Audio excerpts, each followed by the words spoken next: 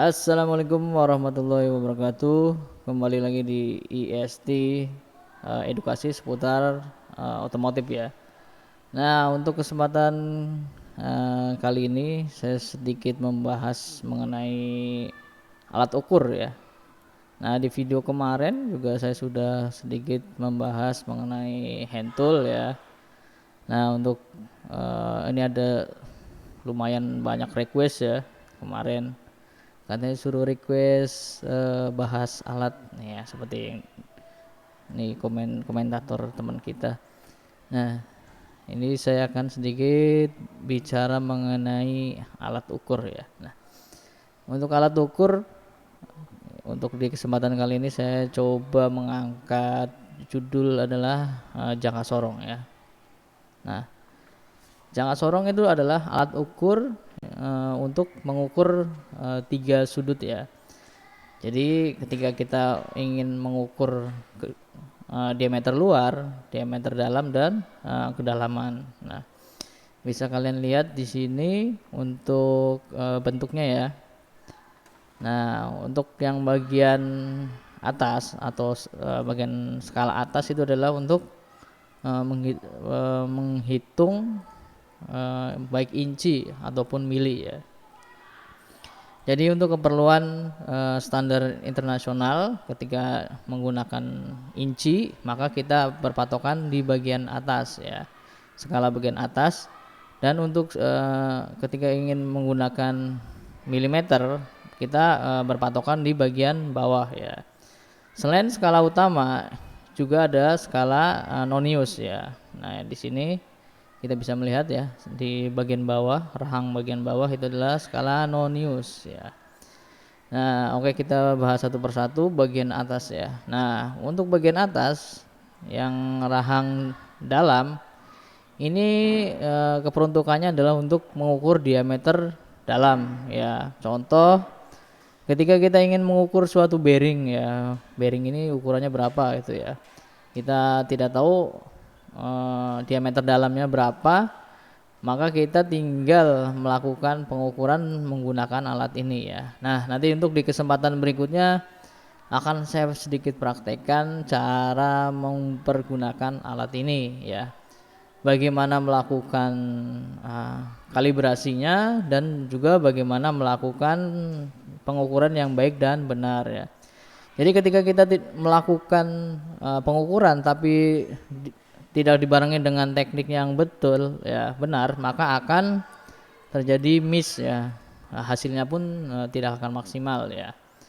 Oleh sebab itu pengukuran dan cara penggunaan itu adalah dua hal yang harus diperhatikan ya. Ketika caranya benar tapi tidak dikalibrasi juga itu akan nanti salah ya. Jadi akurasinya juga akan ngaco. Nah, selain diameter dalam, kita juga melihat di bagian bawah ya. Yang bagian bawah adalah diameter untuk mengukur diameter luar. Nah, ini juga nanti kita bahas bagaimana nanti saya coba praktekkan untuk melakukan pengukuran di bagian diameter luar ya. Sama ya, ketiga bearing itu kan ada lubang ya, lubang dalam dan lubang luar. Nah, ketika kita ingin mengetahui seberapa diameter luarnya, maka kita tinggal melakukan pengukuran ya. Caranya harus benar, tekniknya juga harus benar ya, jangan sampai salah. Nah terus tadi sudah diameter dalam, terus diameter luar. Nah sekarang untuk mengukur kedalaman ya, sama ya. Bearing juga ketika posisi didatarkan, maka akan kita mau menghitung diameter dalamnya ya. Bagaimana caranya nanti kita praktek ya. Nah di situ di bagian belakang ya, untuk seperti ekor. Nah itu adalah skala yang akan dijadikan untuk melakukan pengukuran kedalaman. Nah terus di bagian atas juga ada yang namanya ini ya pengungkit ya, jadi pengunci deh ya, pengunci. Jadi ketika melakukan pengukuran kita harus mengelok ya, dikunci ya. Jangan sampai ketika kita melakukan pengukuran, tidak dilakukan juga penguncian, maka akan hasilnya pasti akan berbeda ya. Jadi ketika si benda tersebut kita ukur baik di diameter luar ataupun diameter dalam, itu harus dilakukan penguncian ya. Jangan sampai ketika sudah diukur langsung kita tidak kunci, maka hasilnya juga tidak akan presisi itu ya. Dan caranya juga harus baik dan benar untuk proses tersebut ya.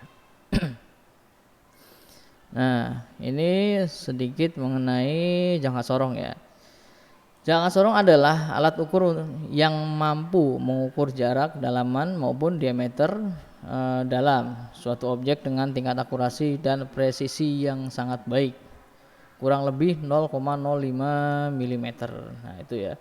Jadi tingkat presisinya ya itu sampai 0,05 mm ya. Nanti juga ada namanya alat mikrometer ya. Itu juga memiliki ketelitian lebih dia di bawah 0,001 mm ya. Jadi seperti mungkin yang paling tipis buku ya, kertas. Itu bisa kita ukur dengan menggunakan mikrometer. Tapi untuk skala yang cukup besar di antara 0,005 itu bisa kita menggunakan jangka sorong ini ya. Nah, jangka sorong ataupun yang sering mungkin kalau di dunia industri dan sebagainya ada yang mengatakan sigmat ya. Itu berbeda-beda penyebutan ya. Tapi semuanya sama ya. Dan di mikrometer di jangka sorong ini ya nanti ada juga yang bentuknya digital ya. Nah, kalau yang kita bahas saat ini adalah yang model konvensional atau digital ya. Nah, seperti ini. Untuk cara perawatannya lebih mudah ya. Kalau untuk digital itu kan nanti agak sedikit ya teknis ketika baterainya listriknya kurang ataupun tegangannya berkurang, maka hasilnya juga kurang presisi ya. Tapi untuk kepraktisan biasanya lebih diutamakan sih menggunakan digital ya. Jangka sorong untuk digital itu lebih mempermudah ya. Akan tetapi ketika kita memerlukan pekerjaan dengan ketelitian yang cukup tinggi, maka diperlukan jangka sorong yang manual seperti ini ya. Untuk di bengkel-bengkel bubut dan sebagainya, mereka kan memerlukan standarisasi ataupun presisi yang sangat tinggi ya. Ketika pengukuran ya, contoh kasus ketika ada seorang customer datang ingin melakukan bore up ataupun menaikkan cc, itu kan harus dihitung dari spesimen dari piston tersebut ya dengan lubang boring ya. Ketika si mekanik ini melakukan pengukuran tidak presisi ya, 0,01 saja itu akan berakibat fatal ya. Nah, di situ makanya biasanya menggunakan sigmat ya, menggunakan jangka sorong yang manual ya. Karena nilai ataupun cara kalibrasinya lebih akurat dan cara perhitungannya pun lebih mudah ya. Nah, itu ya. Nah, ini adalah sekilas mengenai jangka sorong. Nah, alat ini juga dipakai secara luas dan berbagai bidang industri, engineer ya, mulai dari proses desain, perencanaan, manufaktur, pembuatan hingga pengecekan akhir produksi ya. Seperti tadi saya katakan, contoh ya di suatu perusahaan A, seperti di perusahaan besar lah ya, dia menggunakan alat ini juga alat ini dipergunakan untuk melakukan pengecekan atau biasanya quality control ya biasanya untuk melakukan ataupun menghitung hasil akhir apakah produk yang digunakan ini sesuai ataupun tidak. Nah, itu juga digunakan jangka sorong ini.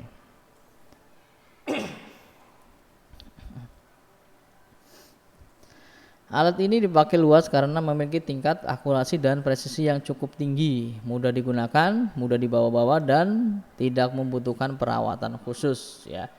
Karena sifatnya yang praktis, Maka banyak ya di industri maupun di tempat-tempat yang membutuhkan akurasi tinggi untuk melakukan suatu proses ini sangat direkomendasikan ya, banyak sekali ya. Makanya untuk di SMK ini ya kita sedikit menekankan untuk bisa membaca ya, untuk bisa membaca alat tersebut secara baik dan benar seperti itu.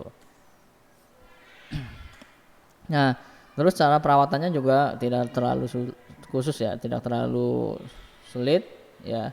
Yang penting digunakan dengan baik, tidak di panaskan ya. Biasanya sih hanya dilap ya, ketika habis digunakan. Setelah digunakan biasanya tinggal dibersihkan saja. Itu juga sangat mudah ya untuk perawatannya.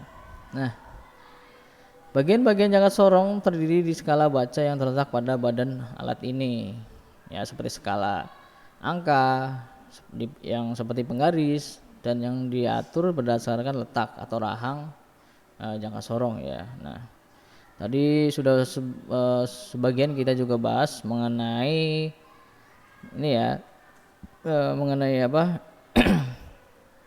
skala ya, baik skala utama maupun skala nonius ya. Nah, di situ ada dua teknik ketika kita ingin mendapatkan hasil ya, konversinya di inci, maka kita yang harus kita perhatikan adalah bagian atas. Ketika kita ingin melakukan ataupun mengukur ya, ingin mengkonversikan ya, tanpa mengkonversikan hasil menjadi milimeter, kita juga tinggal mengecek ataupun melihat di bagian bawah itu adalah milimeter. Nah, mungkin itu ya yang dapat saya sampaikan. Nanti akan kita lanjut lagi di di video-video berikutnya ya, yang akan kita sambung. Nah, di situ nanti akan kita coba sedikit praktek ya. Jadi nanti saya akan mendemonstrasikan bagaimana cara menggunakan si jangka sorong tersebut. Ikuti terus video ini, jangan sampai di skip, nanti error ya kayak bibir. Kurang lebihnya kami mohon maaf. Bila saya hidayah. Assalamualaikum warahmatullahi wabarakatuh.